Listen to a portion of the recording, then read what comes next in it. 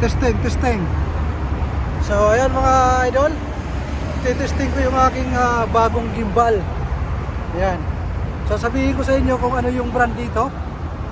Napakaganda kahit ginagalaw-galaw ko yung aking kamay is parang naka ano pa rin siya, napakaganda nito.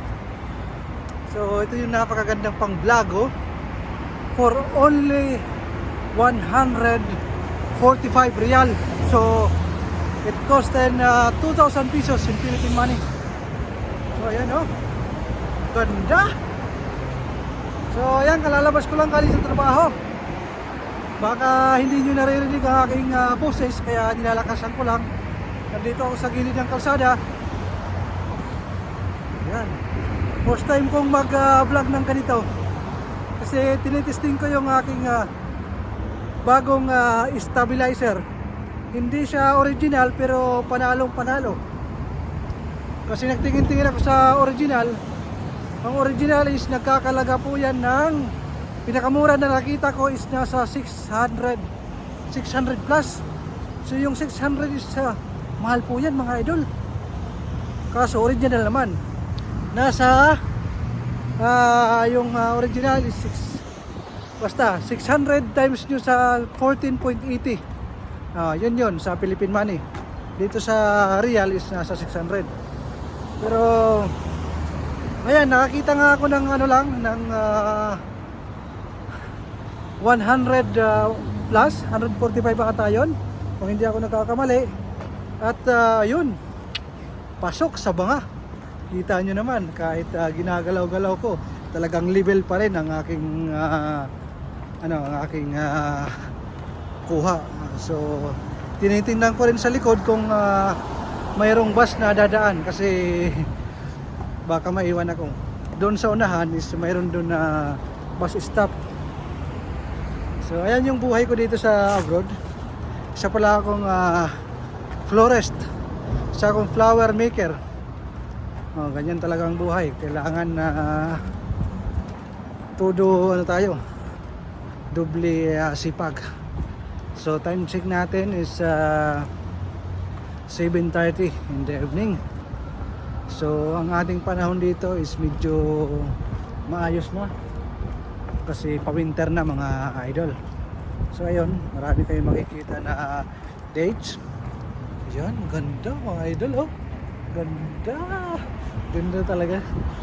Ilalagay ko sa comment section yung ano dito, yung brand ng ano na to, para mabili nyo. Or di kaya ipopost ko yung yung picture para makita nyo kung anong para bilhin nyo rin, kasi napakamura. Ito talaga yung pinakamura nakita ko na stabilizer na napakaganda. Ito talaga yung itsura niya is parang original talaga. So astig. Yan first time ko mag-vlog ng ganito mga idol. So huwag niyong kalimutan pala, kung gusto niyo mag-order ng flowers, so anywhere in Cebu, mayroon tayong legit 100%, talagang dadating sa inyong doorstep kung saan nyo gustong ipa-deliver ang inyong mga flowers at surprise. So ayan mga idol, pinagtitingin ako dito ng mga nagpakaparada na yan, yung mga mga carlip yan, mga Uber, mga taxi yan dito sa pinagtitinginan ako.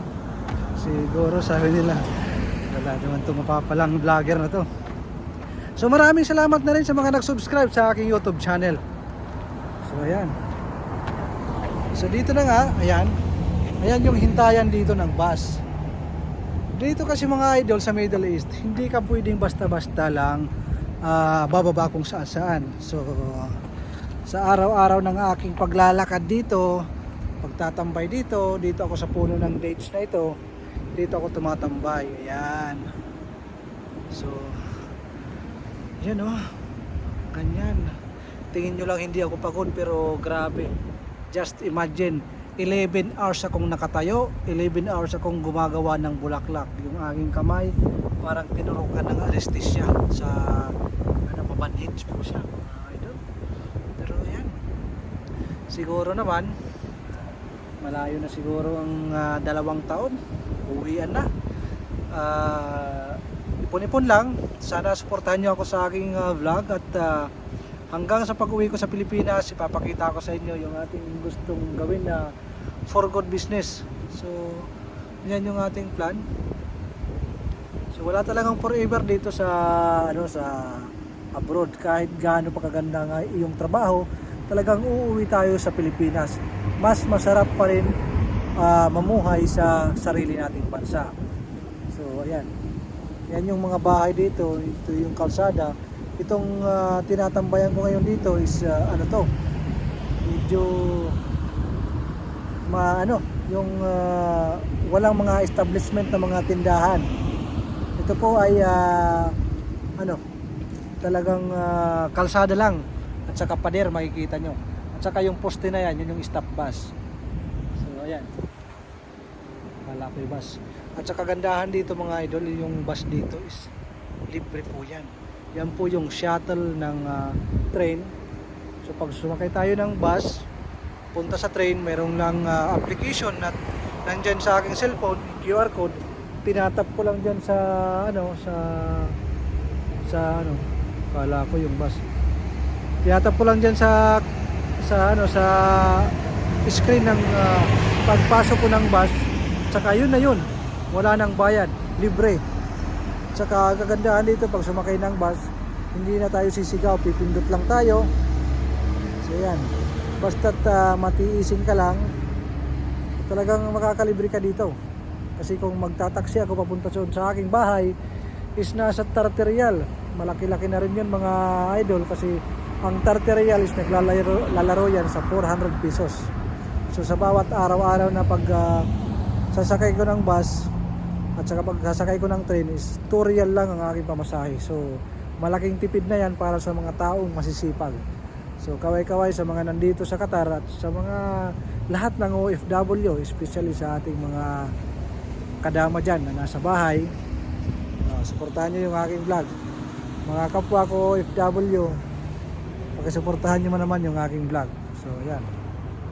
So sa mga nag-subscribe at saka nanonood ng mga surprise sa video ko, yung mga surprise sa pag-deliver ng bulaklak.